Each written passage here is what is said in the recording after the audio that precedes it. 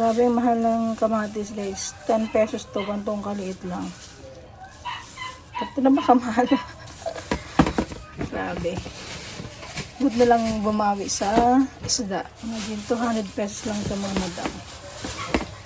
200 pesos lang yan. Parang mackerel. Mackerel talaga siya. Hindi siya parang mackerel. Ang dami nga, 200 pesos lang. Diba? Kung may budget ka, pwede kang bumili dito ng maramihan. Ito naman, 100 pesos. Hindi siya kadami. Madami na rin siya kasi maliliit naman siya. Nilinis na natin. Tutuin na natin. Gutom na ang aking boss.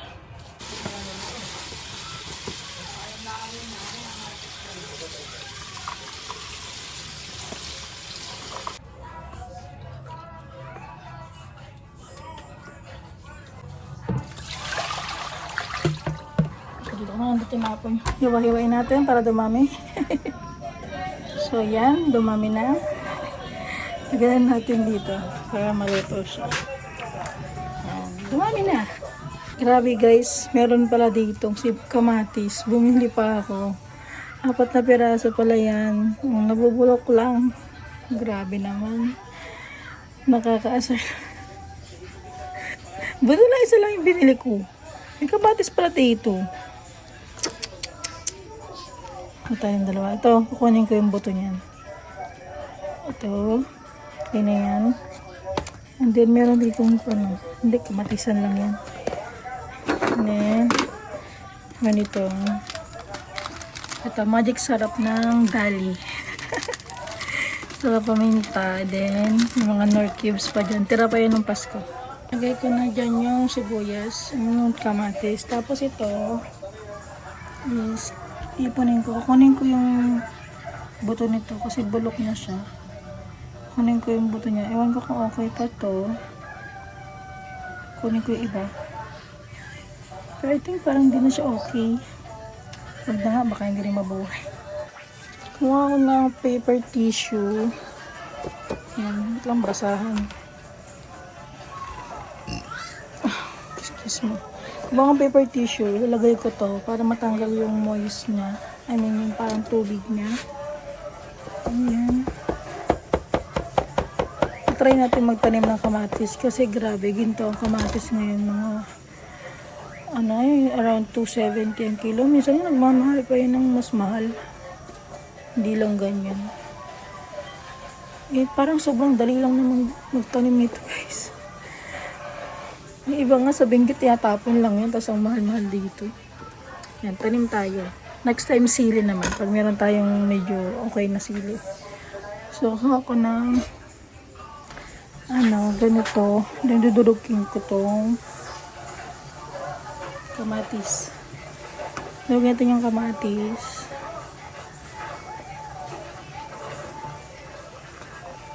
Yan, para lumasa siya sa tubig. Kasi yung lutong to is kinamatisan. Isdang kinamatisan. So, aasa tayo sa lasa is doon sa kamatis niya. Maganda naman yung kamatis. Yan, yun lang. Lagyan natin ng salt and pepper. Then, yung mga MSG, pwede din lagyan niya kung gusto nyo. Para mas malasa.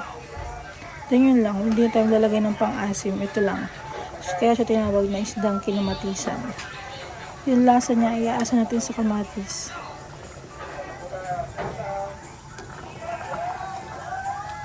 Yan, malambot na yung kamatis. Lagyan natin isda. Nalipat ko sa pinggan. And then, lagyan natin yung isda. Wala pa ko nilagyan na pampalasa. Ngayon pa lang.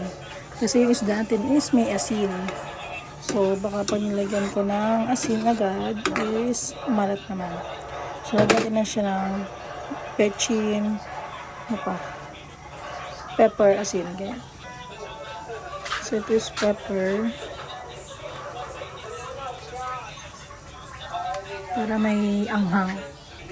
Ito naman is pechin.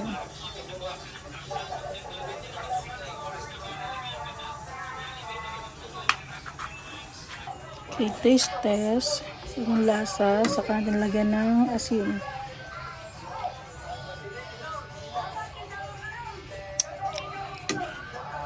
Okay na yung lasa niya pero lagyan ko ng konting salt. Pero medyo may touch ng alat.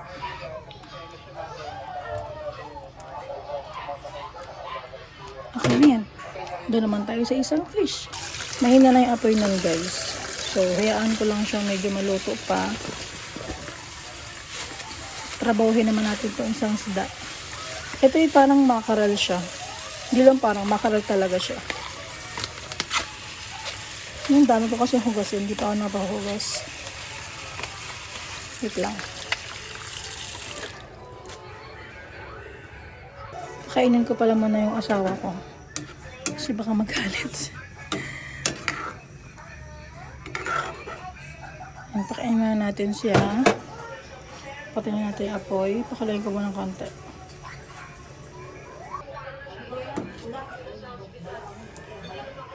Okay na? Balik.